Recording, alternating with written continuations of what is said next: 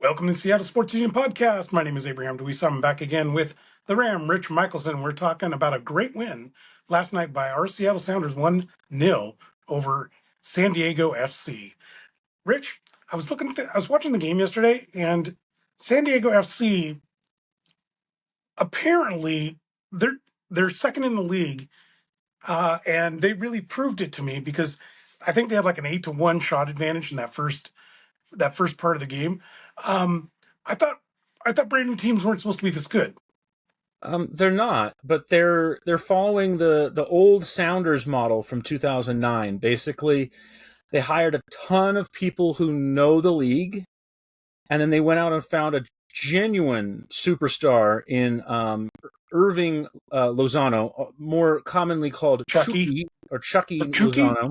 Chucky. Okay, Well, in Spanish, it's Chucky, I got guess. it. Got it. Okay. Yeah.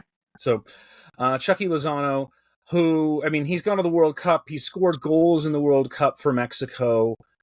He's been a stalwart on the Mexican national team for, a decade probably at this point. So, And apparently they have half the Danish national team too. yeah. And I mean, I was looking over their roster, and I think I recognized 2 or 3 names, like Mhm. Annabelle Godoy and Luca Della Torre, who plays for the U.S. national team. And then the rest of the guys, I ended up looking them all up. They all have solid careers. They're all talented. The midfielder, I couldn't remember his last name, but he played. His number was 6. He was the defensive midfielder and kind of ran the show for San Diego. He's very, very good. So, the Sounders had their hands full, especially considering that Jackson Reagan did not play, and Right. he's a young player. Jackson Reagan usually makes at least one big mistake a game, but he's also absolutely outstanding in possession, controlling the tempo, kind of being the point guard for the Sounders to start their possession attacks. And he's been out for 4-6 weeks, something like that. Right. And then We didn't have Ymar. We didn't have we didn't have Ymar, Jao and Paulo. no, Jao Paulo was on the bench, and Kim Keehee went down in the 35th minute or That's right. so with a leg injury. So we had to bring in Stewart Hawkins, who's all of 18 years old. He looked like he was about 12. At least his face looked 12. But I mean, he's a big kid. He's not filled out yet, obviously. But They're calling him They're calling him Stewie now. Apparently. Stewie was excellent, especially for having to deputize in an emergency. I mean, the Sounders played against San Diego. Mind you, San Diego ripped them apart last time. It was down in San Diego, but it was 3-0, and it could have been 4 or 5 more goals that San Diego could have scored. I mean, with the chances they created the last time. So what went different? What went differently this time? I mean, they still got their shots I off. think the Sounders had just generally more talent on the field than that last game. Last game they had a bunch more injuries across the board, whereas last night specifically we had center back injuries. But just in general we had more talent across the board, and I think that there was enough there that was dangerous. Like, the Sounders didn't create any clear-cut chances in the first half, but they hung onto the ball enough. It was about 50-50 possession, and they made San Diego respect them. They played a balanced game. They hit long balls when they could. They hit through balls when they could. They tried to do possession. They tried to go quick. They played left. They played right. They played through the middle. I mean, they were not letting San Diego pick up on one thing or really having a tendency per se. And in the end, the goal for the Sounders, 1-0 win, was the Roldan brothers' old hat, where Christian Roldan wins the ball in possession and passes it to his brother, who passes it to the forward. In this case, it was Paul Rothrock, who somehow, I don't know how he got that cross across the goal past the defender, but he somehow got it, off his foot and around the defender. And then Jesus Jesus. Ferreira, who has been the whipping boy for Sounders fans, in all the commentary and in all the talk shows, if there are that many, talking about Sounders, it just has not scored. This is his first goal, but he just was absolutely brilliant in how he took the ball, moved it so that only he could get at it. If the defender came at the ball, he was going to go through Jesus, and it is going to be a penalty in the penalty box. And then he just slotted away, left inside the left post, hard across the ground. And that was the story. But right after that, the Sounders went back at San Diego, I don't know, like 5 or 6 more times, and they had 3 or 4 really, really good chances where they could have scored. After that, one of the things that I have seen consistently in Brian Schmetzer's tenure, and this is going to be his 10th season as the Sounders head coach. In June, I think, or July, it will be. He will hit his anniversary and actually start his 10th full, into the 10th full year of being the head man. His teams oftentimes struggle in the first half and then destroy teams in the second half. They figure it out. And, lots of people, say around the league that, he's not the best tactician. He's not the best, guy with the X's and O's. He's a man manager. Well, I don't care if he's a man manager. The guy gets results, especially late in games, making adjustments, which is kind of what you want your head coach to do, regardless of sport. It's the most important choice a head coach makes is who's on the field. Yeah. And so he just continues to try to, pushes those right buttons.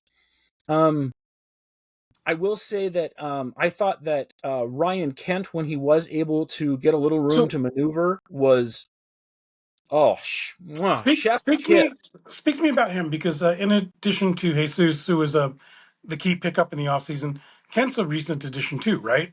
Yeah, so Kent was probably an audible type position, meaning they were not expecting to have him on the roster. They had signed Paul Arriola. I don't know if anyone remembers him from Champions League and early season in March, until he tore his ACL and he's out for the season. Well, when you have a season-ending injury before a certain point in any league, you get basically salary relief. You're allowed to spend that salary. That salary kind of goes off to the side and is paid for by insurance.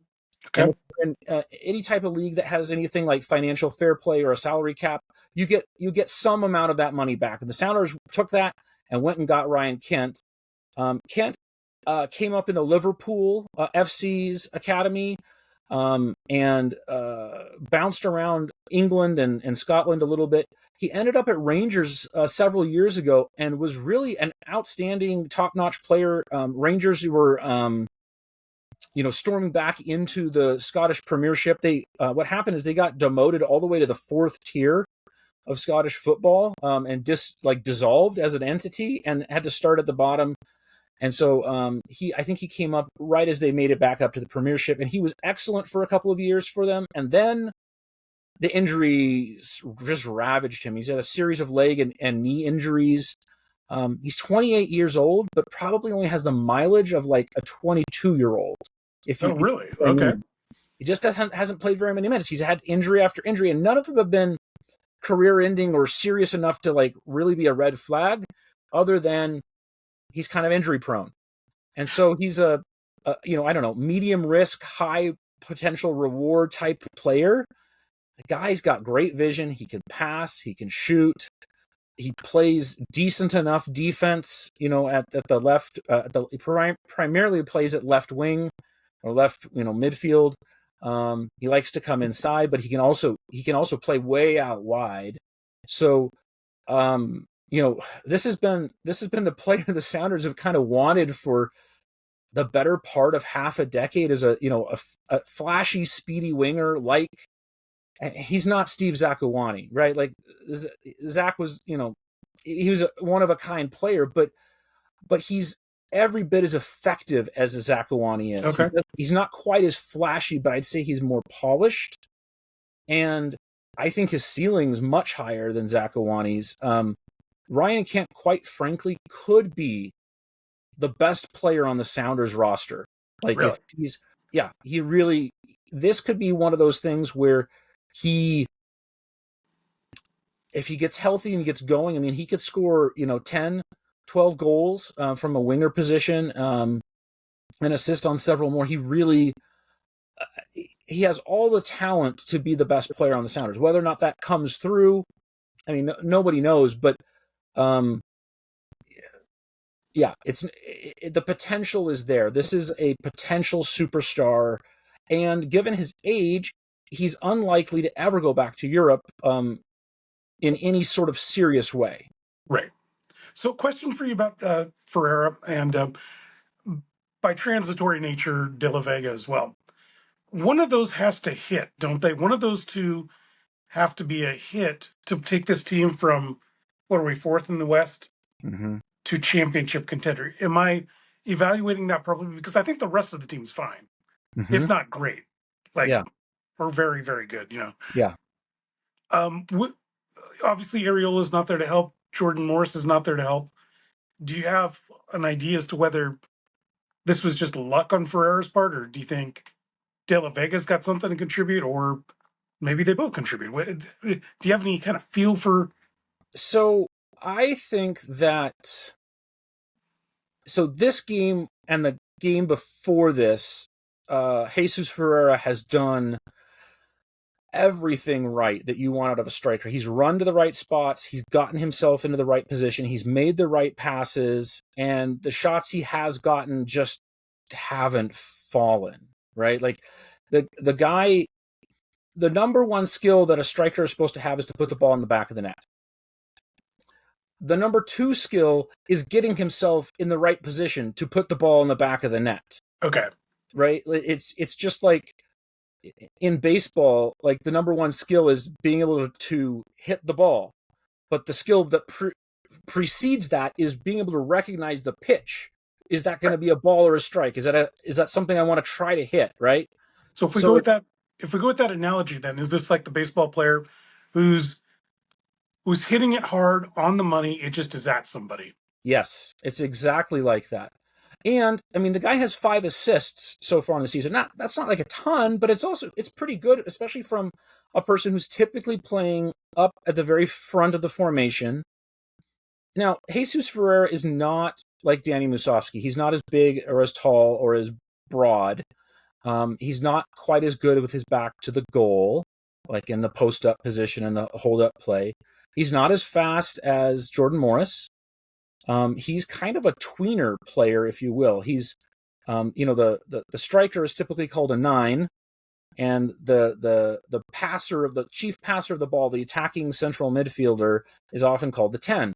Well, Jesus Ferreira is not a 10, and he's not really a 9. He's a 9.5. Okay, so he's a little bit out of position. Well, he's not Clint Dempsey, but Clint Dempsey was not a 9. Clint Dempsey was a 9.5. I mean, Dempsey for his career, he played on the wing, he played in central midfield, he played in attacking midfield, and he played at striker. So Jesus Ferreira is kind of that same type of player. And he can play basically anywhere in the front of the formation. So Gotcha. I think the Sounders have finally figured out how to play with him, like the chemistry necessary to play with him. It's been much more in flow. You've seen him do a back heel or two to his teammates and actually connect on them and do some, quick 1-2 combination play. That doesn't happen unless you're feeling actually confident and like you're in sync with your teammates, which has been really the issue, is that he's making a run and no one's passing him the ball, or they're passing him the ball and he's not making the run. Right. So I think the chemistry is finally getting there. Now, this team, offensively, I think is the best Sounders team since the 2014 Supporter Shield team. Okay. And here is my reasoning why. Jordan Morris really has not contributed to this team this season. He has 2-3 goals. I think he scored 2 goals in the first game. Right. and then he was basically been injured pretty much the rest of the season since I think mid-March. He came back for a game or two and then went back down with injury. Danny Musovski's kind of developed. All of a sudden, he's got 5 goals, and not just does he have 5 goals, but the team looks really good when he leads the line and is the center forward. And now with Ferreira starting to get a lot better, you're having a situation where you have too many good players and not It's enough. never a bad thing, which is never a bad thing. No, and it couldn't actually come at a better time because the Sounders are going into Club World Cup here in I think another week and a half. Yep. So they're going to need to use everybody. And yeah, I mean, and I was looking at the roster, just going through everyone. The Sounders have, other than the third goalkeeper and one other position player who I didn't even know was on the roster, the Sounders have played everybody else on the roster in significant minutes. Awesome. All right, we're running up against clock here. Last thought: what did this game mean to the Sounders season? I think that this was really important because it was a quality win at home in a tight game, a 1-0 game, right? You can't get any tighter than that. And it was a shutout. That's 2 in a row, and it's 2 1-0 wins in a row. I mean, it's soccer. You have to be able to win 1-0 from time to time. And like I said, the team really looks like they're doing really well. And the other thing I'd say is they're not overly reliant on any 1 or 2 players. Fantastic. All right. Well, thank you, Rich. Still got way more of the season to come. A couple weeks, we got Club World Cup, so we'll be tuning back in with you here pretty soon. On behalf of Richard Michelson, myself, Abraham DeWeese, we'll see you guys next time.